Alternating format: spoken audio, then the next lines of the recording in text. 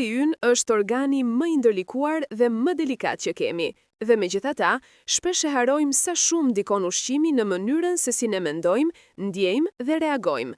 Çdo ditë konsumojmë ushqime që na duken të zakonshme, të padëmshme ose thjesht I ham nga zakoni, por në të vërtetë ato mund të dëmtojnë ngadalë trurin ton, kujtesën, fokusin dhe energjinë mendore. Ndikimi I tyre nuk vërehet menjëherë, por shfaqet me kalimin e kohës, duke na bërë më të lodhun, më të shpërqendruar dhe më të harruar. Sot, do të flasim për 5 ushqime që shumica I konsumojnë çdo ditë, por që kanë ndarje të qartë me rënjen e performancës së trurit dhe me probleme të funksionimit nervor. Sheqeri I rafinuar është I pari në listë dhe ndoshta edhe më I rrezikshmi, sepse është I fshehur pothuajse kudo. Kur konsumojmë shumë sheqer, niveli I glukozës në gjak rritet shpejt dhe bie po aq shpejt, duke krijuar një lloj stuhie të brendshme që e lodh trurin, veçanërisht pjesën e tij përgjegjëse për kujtesën dhe për qëndrimin. Konsumimi I shpeshtë I sheqerit lidhet me mjegull mendore, lodhje të papritur, nervozizëm dhe madje me rrezik të rritur për demencë. Megjithse truri ka nevojë për glukozë, ai nuk është ndërtuar të përballojë sasi industriale sheqeri të rafinuar, prandaj çdo konsum I tepruar e dëmton gradualisht. Ushqimi I dytë I dëmshëm janë yndyrat trans, të cilat gjenden në ushqimet e shpejta, patatinat, produktet e paketimit dhe gatimet e skuqura. Yndyrat trans ndikojnë drejt për drejt në qarkullimin e gjakut dhe bllokimin e enëve të vogla që furnizojnë trurin me oksigjen dhe lëndë ushqyese.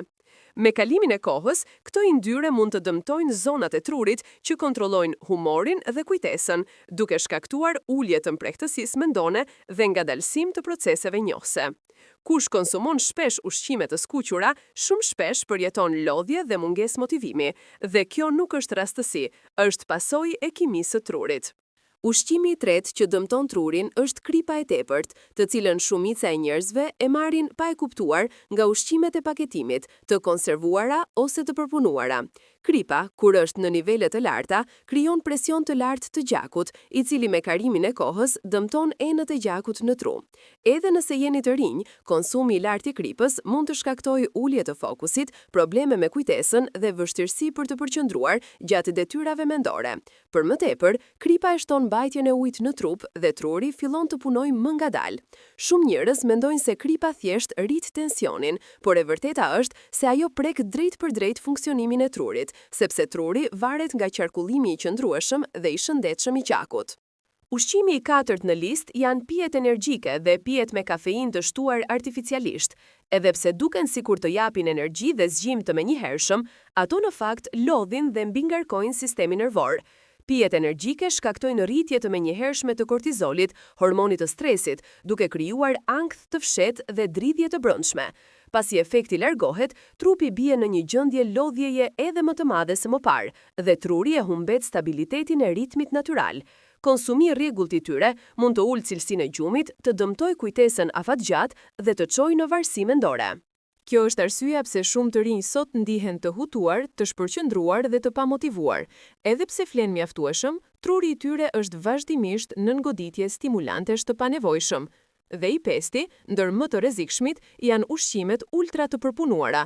Këto ushqime janë të varfra në lëndë ushqyese, por të pasura me aditiv, konservues, ngjyra dhe kimikate që ndikojnë në qelizat nervore. Këto produkte shkaktojnë inflamacion në trup dhe në tru, duke krijuar një gjendje të vazhdueshme lodhjeje mendore. Ushqimet e përpunuara dëmtojnë mikrobiomen e zorëve, dhe sot dihet se zorët lidhen drejt për drejt me funksionin e trurit. Nëse zorët janë në stres, truri është në stres. Kjo shpjegon pse njerëzit që konsumojnë shpesh ushqime të gatshme, hot dog, pica industriale, biskota dhe produkte të paketimit, raportojnë më shumë ankth, depresion të lehtë dhe vështirësi në përqendrim. Truri jon kërkon ushqim të vërtet, të pastër dhe natyral. Nëse ai furnizohet me substanca artificiale për një kohë të gjatë, fillon të jap shenja lodhjeje dhe rënjeje. Të gjitha këto ushqime nuk janë të dëmshme vetëm kur konsumohen rrallë, por problem bëhen kur bëhen pjesë e përditshmërisë. Dëmi nuk vjen menjëherë, por vjen ngadalë, duke krijuar ndryshime të vogla që ne I ndjejmë çdo ditë, më pak fokus, më shumë stres, më shumë harim, më pak qetësi mendore. Duke kufizuar këto 5 ushqime, truri fillon të punojë më qartë, më shpejt dhe më fort. kujtesa përmirësohet, energjia rritet dhe mendimet bëhen më të qarta. Truri është pasuria jonë më e madhe dhe mbrojtja e tij fillon nga pjatat që zgjedhim çdo ditë.